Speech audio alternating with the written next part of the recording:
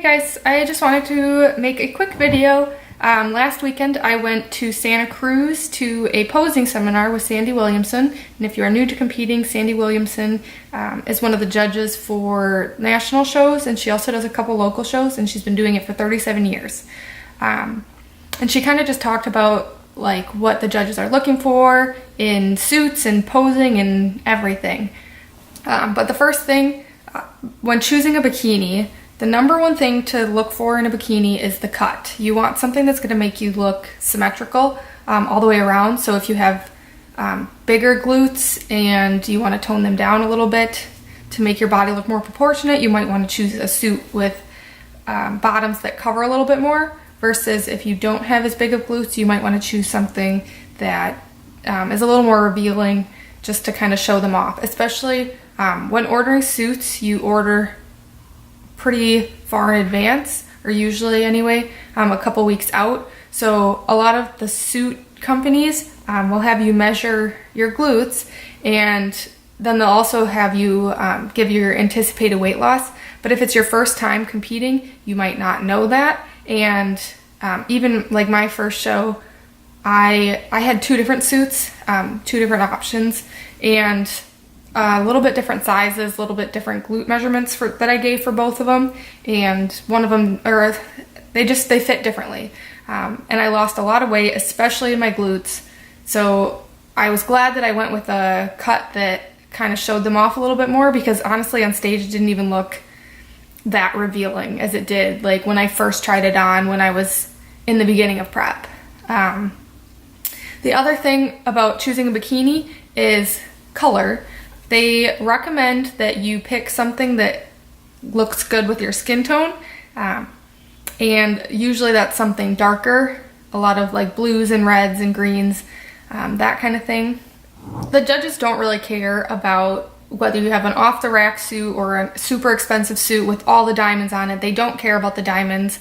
They did say actually that more diamonds can make you glow. I personally like the bedazzled suits. I think they look more glamorous and it just makes me feel more confident, but you don't need it. They have a hard enough time remembering competitors, let alone the suits that the competitors are wearing.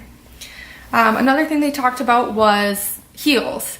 Sandy actually said that she doesn't know where the clear heels came in, or like why people started wearing clear heels. You don't have to wear clear heels. But on the other hand, you don't want something that's going to be too distracting. You want something that's going to still make you look good and tall and lean, but it doesn't have to be clear. Okay, posing. When posing, what you want to focus on is what looks best on your body. It doesn't matter what anybody else is doing for their poses. You want whatever's going to look best on you. And you want to give your best pose as your first impression. So you want that to be your first pose, however you look the best. Know your strengths and pose accordingly. In the amateur level, you have about 12 to 15 seconds for posing. And when on the national stage, you have about 10 seconds. You want to go slow, but the judges are looking for faults. They're looking for anything they can find wrong with you. So when you're posing individually, you want to go quick. And you want them to want you to come back out, and they want to get a better look at you. Especially because then if you're on the stage with other people, they're wanting to look at you versus looking at other people. You want to, when posing, they do not want popping. They don't want jump roping. They don't want any of the arm movements or whatever to get into place. One they said is okay, but any more than that is just distracting and not in a good way. When in your back pose, make sure you are not bending over too far. You want to basically be standing up straight with your back arched and your pelvis facing the floor. You do not want to flex your glutes, although you might, you'd think you would want to, but you are not supposed to flex your glutes. You want to be fit enough and lean enough that your glutes look full and good on their own.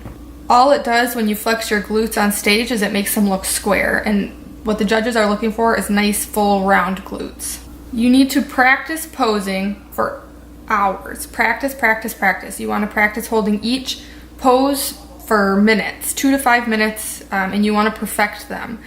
You don't want to be the athlete on stage that fades out. You want to look good the entire time you are on stage. You want those judges looking at you the whole time. They did bring up when you are switching positions, when your number is called to switch with another girl, you want to raise your hand. That allows the person helping out to help move you and know who's about to move. Now, when switching, it did come up whether you wanted to walk in front or behind. What they said was that it doesn't matter. They don't really care if you walk in front or behind, and they said they know coaches usually recommend you want to walk in front. However, what they said was if you look good enough, it's not going to matter whether you walk in front or behind, because they will remember you either way. They don't care. Another thing is that posing can change as your body changes. So you might have to make adjustments right before stage day or right before show day. Your posing can be different from the start of your prep to the end of your prep. I actually ended up changing my front pose almost last minute before competing. It was only a couple weeks before, a week or two before I actually finished, just because that's what looked better on my body at that point and that leanness. When posing on stage in your front pose, the judges do not care about abs. They don't want you sitting there flexing your abs, especially because flexing your abs can actually shrink you down, and you just want to stand as tall as you can. With boob jobs, the judges do not care about boob jobs. Sandy said in the 37 years as a judge, she has never once placed somebody down because they didn't have as big of boobs as somebody else. They, however, said that they have marked people down and placed them worse because they had a boob job that was too big for them and just did not look symmetrical with their body. What the judges are looking for is that you have full muscles, you don't have splits in your quad, you have curves and depth, you have round glutes, you have muscle, but not too much muscle that you're conditioned, but you're not too tight or too lean. They're not just looking for delts and glutes, you also want arms and legs that match. You want to be symmetrical, and you want an overall balance. Women gain muscle slowly, and during a prep you lose 1 to 2 pounds of muscle. So you want to make sure that you have that muscle built up underneath, and take 6 to 8 months for an off season to improve. You need to know that sometimes you're gonna have to try different things on stage. The only way to know for sure what's gonna work for you, what's gonna look best, is to try it out. Try out a couple different show days, try it out doing different things, try wearing different bikinis, just try everything.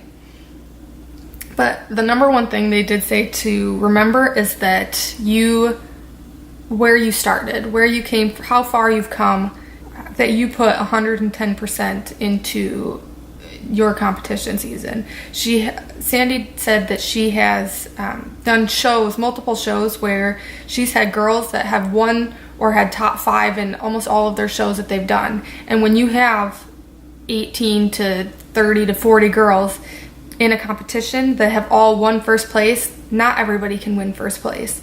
And it's just going to be the judge's preference. Sorry if I had too many ums in this. This is my first time talking to a camera, and I just wanted to help inform you guys on some of the things that the judges might be looking for. Some of it might be new to you, some of it might be repetitive, but just thought I would share my experience and